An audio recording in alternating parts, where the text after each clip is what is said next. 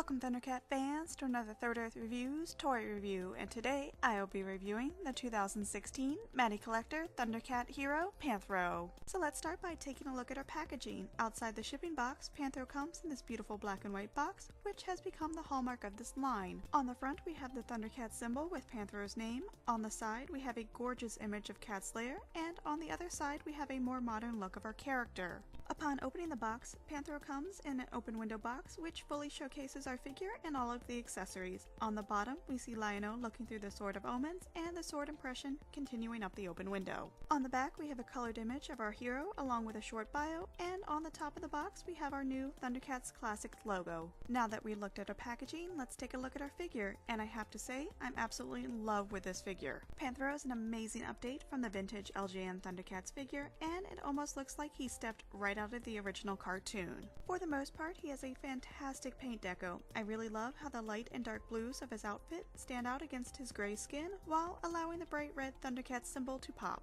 The sculpted details on his belt, the wraps around his boots, and the silver spikes on his harness are nice touches as well. Although I do have a few paint smudges, and sadly this is a fairly common problem with this figure. Thankfully mine is not too bad that it detracts from the figure, but it can be pretty noticeable depending on your Panthro.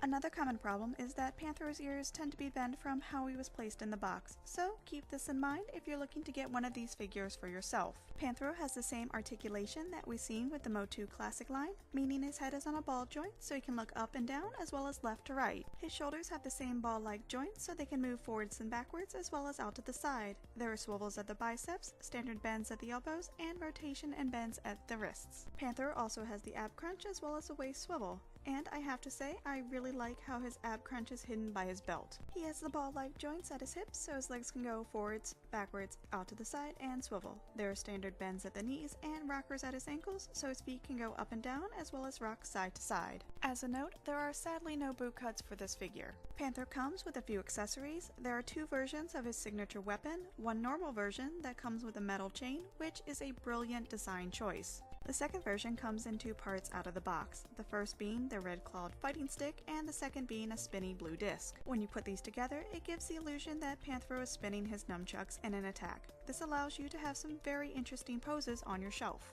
However, as a note, Panthro does have a loose right wrist, which makes it kinda hard to hold the spinning nunchuck in that hand. So, if you want to pose him with this attack, I would recommend using his left hand. Panthro comes with an additional hand, the Thundrillium Detector, also known as the Thundrometer, and the Key of Thundera. The Thundrometer is used to find Thundrillium, which powers the Cat's lair and all of the Thundercats' vehicles, including Panthro's baby, the Thunder Tank. Key of Thundera is one of the treasures of Thundera, and it's used to enter the Book of Omens. The paint deco on them is well done for their size, and they're nice little extras that give you a bit of variety in your poses. Panthro was part of the 2016 Third Earth subscription, which released a total of 5 figures, including the sub-exclusive Mummy Mumra.